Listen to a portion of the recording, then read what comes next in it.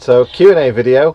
Mandy hasn't been crying. We just spent the last 10 minutes laughing because we've had something to drink. So I'm going to answer the questions in the order they came in. So first of all, it's related to the questions on my Instagram video when I was filming Mandy go over a bridge with a drone and waiting for her to come back. Hoping that I would come back. Yeah, and it was like an 8-kilometre bridge, so I had to wait for her to come back. So we've got 2 questions on this one, and that was Julie Anderson 2 said, are there any places of interest that are not touristy? We generally avoid popular destinations. I kind of agree with that. But you don't like people anyway, No. do you? So half of our trip was total kind of remote places, and then the other half of the trip was touristy, because Mandy likes the touristy stuff, and there was a few things that I found interesting. I like interesting things in touristy places. Yeah. Essentially, yeah. So Copenhagen, I enjoyed most of it, but it was quite busy. Yeah. I enjoyed around the fort because that was a bit more sort of quiet, if you like. And I enjoyed around, what was it, Nijhaven? Nijhaven, yeah. With the coloured houses and stuff like that. And I enjoyed the sand castle sculptures, the sand sculptures. Because of the 4-foot tall boobies. They were big bolt boobies, yeah, and that was just interesting. It really just was. My kind How of stuff, they made really. it as well, Yeah. it was really cool. So yeah, and there wasn't a load of people there. Next question again is from Mark Cullum Ivervan, who wanted to ask a sensible question. Out of the 6 countries you've driven through, which one made you both say we should spend more time here or go back to? That's part 1. So France definitely we'll be going back to, but probably more central and southern France. Maybe Britannia as well. Brittany. Everyone calls it Britannia over there. Bretagne or something like that. It's pronounced in French, but yeah. Yeah, so Brittany and probably central, but mountain region. So like Alps and Pyrenees. Oh yeah, lower but down. I want to go to Carcassonne. Yeah, and you like those type of Beyond, which places. is also slightly touristy, but they're just so beautiful. So there we go. So France, Belgium, Definitely. maybe Ghent, a little bit. Bruges, yeah. Netherlands, we go there a lot because my sister lives there. And we'll go back there and see a lot more. And it's where we are now. Denmark, yes. I think we'll be back. However, and I'll lead this into your next question, which is the second part of your question, Mark. Why did we choose Denmark? And that's because I'd like to do like the whole Scandinavia, so Norway, Sweden, Denmark, and just explore everywhere around there. And Sweden, probably we could have gotten to. Not Norway, but Denmark was definitely doable in a week off work. Yeah, if we could have skipped over on the, is it Malmo or whatever, there's a bridge from Copenhagen that takes you over there. But we wanted to concentrate on Denmark this time. So otherwise we could have made it 7 countries in 36 hours. So yeah. So yeah, we'll definitely be back though. Definitely back with Coop. Oh, the beaches! Coop would love the beaches. We missed him so much. But yeah, the next time it would be obviously when we are full time, and it would be the whole of Scandinavia, probably in one. Could see some Norwegian fjords. Indeed, all of that fjording. I'm going to ignore most of Dave Bertolini's questions. I can imagine what it's going to be like. In fact, no, I'm going to go from. So, Dave Bertolini asked, did you fill both poo pots? No, Dave. We've only used one. We've only used one. Really lucky. Nearly all the car parks that we've stayed in, or the places we parked up with, have had toilets. Yeah. So I would say that for Denmark. Everywhere we've gone, there's been a beautiful place to park overnight, where you've been able to. That's one thing that is a bit tricky. But the services you get, like public toilets, one place even offered Wi-Fi, outdoor showers, indoor toilets, places to empty your loo, places to get fresh water. Yeah, and even on the tiniest little car park that you could probably fit about 7 cars on, there was this little shack in the corner, which was a public toilet with a sink and soap and hand towels and toilet paper. And a little notice board to say last time it was checked. Last time it was seen to, yeah. So even that in the smallest car parks, that was really good. Dave then asks, was the gammon over there? Not seen gammon. No. What were the chips any good? All frozen, but yeah, pretty good. And we're going to enhance your scoring. Hopefully you'll accept this. We're a few beers in when we decided this tonight. So it's out of 10, but now and again I see Jo that she really doesn't like the frozen chips and she marks them down. So let's say if it's a frozen chip, then the maximum is 8. You can't get any more than 8 for a frozen chip. So we've had 8s all the way through at the moment. The one we had tonight, they were brilliant nice. Frozen chips. Yeah. Are you going back? Yes, we just covered that in Mark's question. How's the house sale going? Not related to Denmark, but it's still up for sale. Yep. Did John take his Union Jack onesie? No. No, it's upstairs in the loft. Yeah. What would you do differently next time? Spend longer here. Yeah. And it'll be with Cooper as well. Yeah. And that would just make it. Did we drink proper beer? Yes, we've just had some. Yes, tonight. Yay! It's quite strong. Can't remember what it was called. Began with a T. Did you miss Cooper? Every moment. Yeah. Every moment. He'd have loved everywhere we went. Even driving down the road, and we just turn around and check because he normally stays down here when we're driving. We normally check on him. We just normally like, yeah, not there. Not there. So he'd have hated the big days of driving, like getting here, sort of like 1,000 miles in a day and a half. He'd have hated that. But we're not planning on doing that once we do our big adventure anyway. We're going to be doing small drives because Cooper's with us. Yeah. So, yeah. Dave says, how much did key things cost? Well, fuel, believe it or not, diesel is the cheapest fuel in Denmark you can buy. And it was probably 20% cheaper than the UK and still a good 5 or 10% cheaper than Germany, the Netherlands and France, which is the other places are filled up. I didn't think it was a very expensive place to visit, but there again we haven't eaten out an awful lot there, simply because there aren't that many places to eat out Although at. when we went near the sand place, we had massive steaks. You had a shandy, I had a beer, that was and some soft drinks as well, and that was 54. Does that come off your card, your bank card then? Yeah. Right, so it's £54. 54 quid. So yeah, comparable price wise, but amazingly cheaper on diesel anyway, that's for sure. Yes, definitely. Was it really your sister or John with a wig on? You see, John is one of 4. He's the youngest of 4. Yeah. And his older sister Jeannie, who's in the video, she looks like John, or they look like each other. And then the 2 middle ones, they look like each other. It's quite peculiar, very really. strange. But yeah, that was definitely Jeannie. And I think that's a bit of a backhanded compliment for Jeannie. Bless her. Well, she looks like me. Looks like you with a wig on. Oh dear. How's the van holding up? Van's been perfect. Yep.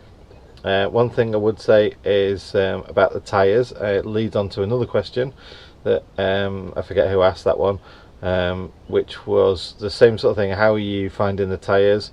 Tyres are brilliant on all the beaches and gravel roads and everything like that. Didn't get stuck anywhere. Nope. Even the sand dunes and all that kind of stuff. And in the torrential rain that we've driven through the last couple of days, then yeah, no issues with that either.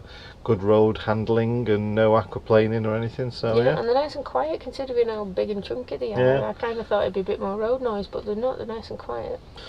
Right, let's go to YouTube, because I put a community post on there. If you don't know about community posts, if you're using the app on phone or tablet, if you go to somebody's YouTube channel and you'll see videos, home, blah, blah, and you'll see a tab that says community, if they've got over 1,000 subscribers, and I, as the channel kind of host, can post things on there. It looks a bit like Instagram, so I get to post a picture and a question. I can post things like polls, what do you think about this and this, questions like that. So I asked on there, have you got any questions? And Chris90 said, are you easily able to purchase fuel in the different countries you've travelled through? Everybody accepted UK bank and credit cards, and obviously even the pay at pump stuff. Even the pay at pump stuff.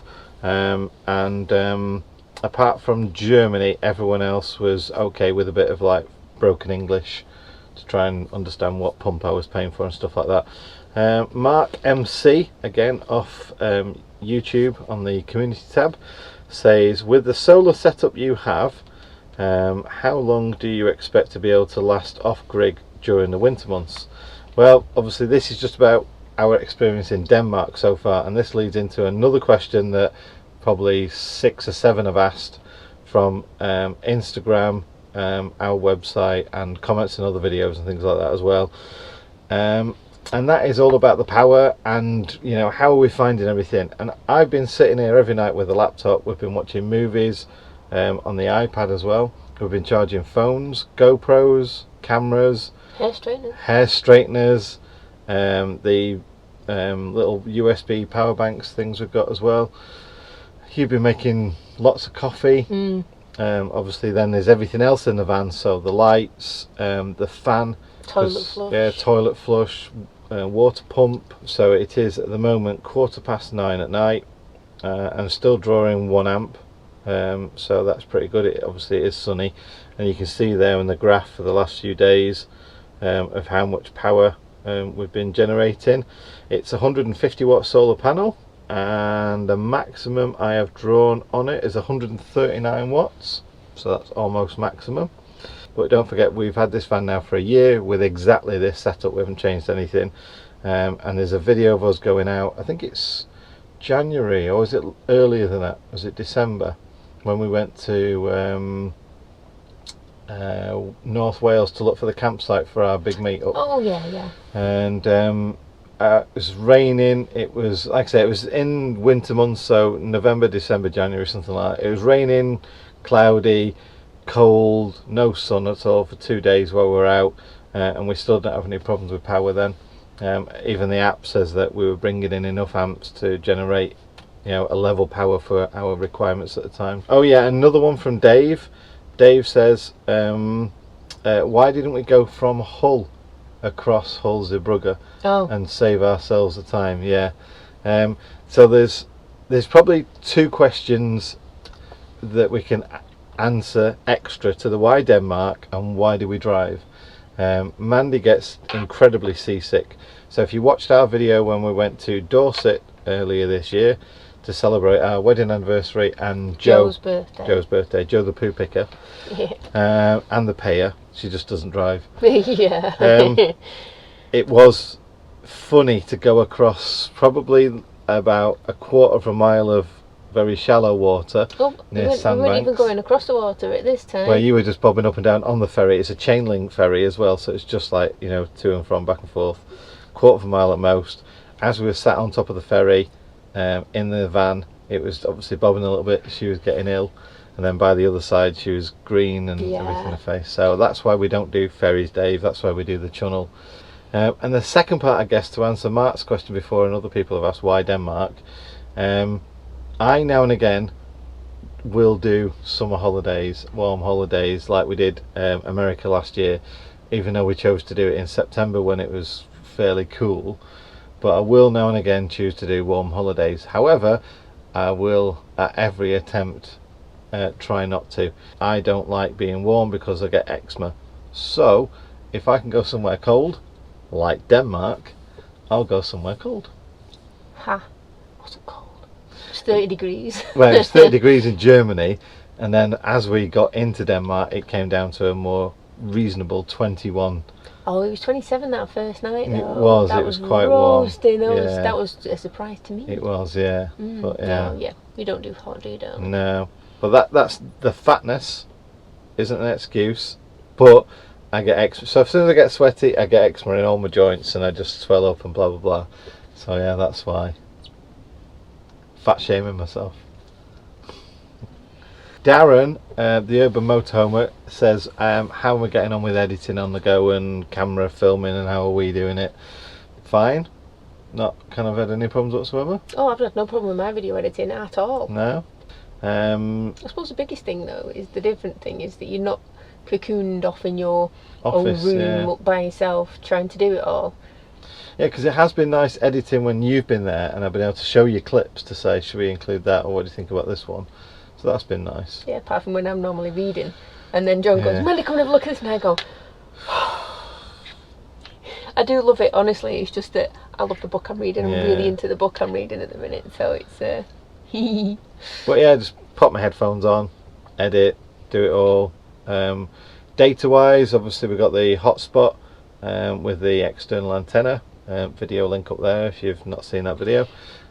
That's worked great. Yep. So Mandy's had, if you're on the 3 network and you come to Denmark, oh no, forget it. There is a 3 network in Denmark, and they will not let you choose any other network, even though there's 4 others available. And the 3 network is poo. Motorways, because you've driven a fair bit. I've driven an awful lot. English motorways, obviously, you know, we're you've used to taught them. Yeah. French motorways, they have junctions upon junctions upon junctions, and they usually have no notification where you go in. And the sat nav maybe doesn't help, because she tells you like 5 hours ahead when you're coming off the next junction. And then you'll have a slip road that takes you this way, and this way. So yeah, Germany, probably the best. I found them so easy to navigate. I did have a little bit of a giggle because exit in German looks like it's like Ausfahrt or something, which just made me chuckle. Ausfahrt. Every time. And then in Denmark, when you get those little speed signs where it says your speed, and your speed in Danish is din fart. Din fart. So there's been, I know I'm a kid, I get this, I am an immature child, but it's been making me chuckle, which has been really good. But I would say the Danish roads and the openness of it reminded me an awful lot of America. Yeah. They live very simply over there. I absolutely love that. No fuss with anything. Everything's going around at a leisurely pace. There's no massive big screaming houses. There's just all this land and then this little house plonked in the middle, and it's beautiful. And it's just really it's really interesting, but it changes so much that it's not boring. No, it not at all. catches your attention. Oh, look at that! Oh, look at that! And that's what we're doing the entire time. So some more questions from Daryl, Campervan Tales. Daryl, did Cooper go with you? No, Cooper did not. Cooper chose to stay at his luxury holiday accommodation. Absolutely. And he's having a spa day before we pick him up again. He is, yeah. Daryl asks, are there any more gadgets that you feel you need to buy to make full-time van life easier? They've been looking on eBay for them. Greg has the solution for this. I might try and come up with something easier to manage, but that is a way to get you water out of the container into the water tank of the tank faster and easier without holding it upright. So yeah, more on that in a future video. Yeah. Greg asks, what did you pack that you haven't needed? Oh, we answered that one, didn't we? Did underwear. Well, you did. We've packed lots of things that we've not particularly needed. Yeah, I packed slippers. I suppose it's difficult to. I would say half of the underwear that we don't need, and spices. Yeah, spices and all the sort of few so things. Maybe I would get to need them at some point. But not this time. Use your frying pan. Use the portable fans when it was warm. Use the torches. So no, I think everything really. I will not. Battery's died on the second camera. Yeah. I'll probably be selling my DSLR because brought that with its lens kit and all the spare batteries and filters and everything. Yeah, I suppose that's the one thing, isn't it? Yeah. And it's a heavy old thing to look around. I don't know if it's a brilliant camera. It's a brilliant camera. But for specifics. Yeah. If you've watched our American holiday series from last year, day one we set off with the big cameras we all had and everything like that, and went to use our point and shoots thereafter. Probably got them out for 2 hours. Yeah, it's just too much kit to be carried. You can't carry it around because it is so heavy. But the pictures you get are amazing. They are amazing, but so are the pictures you get off your phone these days. Yeah, I think it's just the zoom. Yeah. And the clarity and the fact you've got more control over what you're doing. You control it instead of a computer controlling it. I get that, yeah. Which is good, but I just can't see. It's not worthwhile for the bulk of it, is it? No, so that's my big no-no. So that's it really.